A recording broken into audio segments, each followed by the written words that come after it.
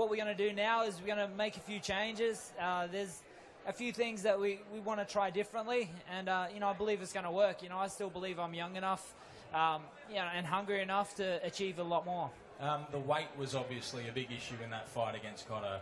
You had to lose an extra 3 pounds below the 160 pounds of middleweight.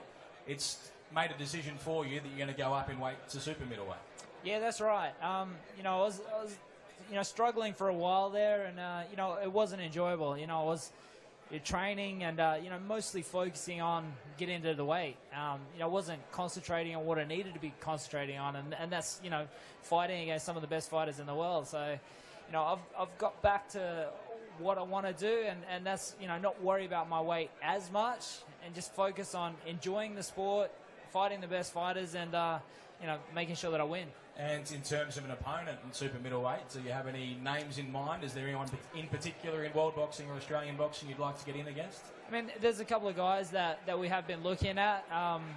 Martin Murray is one, Arthur Abraham is another. So, I mean, both guys that have had great careers, and the guys are looking at me as well. So, we're excited there, and but it's a matter of me establishing myself at the super middleweight limit, and coming out being strong, and winning some more titles. Well, one guy who might be looking at you is sitting to your immediate right. Sakio Bika has joined us here. Sakio, thanks for coming along.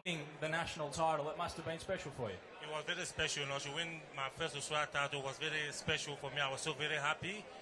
To move back to Cameroon, to come here to fight for the Australian title. For me, it was an honor to meet to fight for the title. And when I win, I was so very happy. Again, it was a long time ago.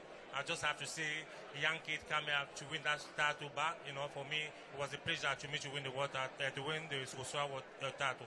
Now, of course, you're coming off a couple of losses now, but you are a former world champion. You won the WBC super middleweight title.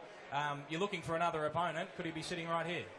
Of course, just up to the public. If the public they really want me and Daniel get to fight, we train together.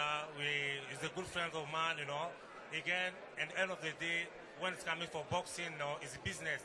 If the public they really want me, they really want the fight to happening.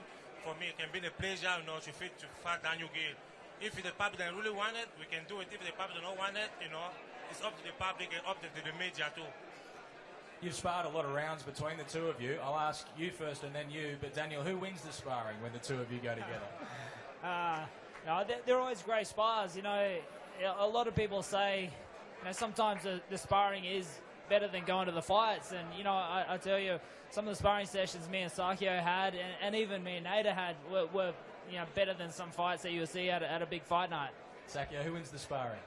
Nobody never win. When we're coming for sparring, That's it's just what you told me before. No, it's just about, it's about learning, it's about help your friend or whatever who you have a fight.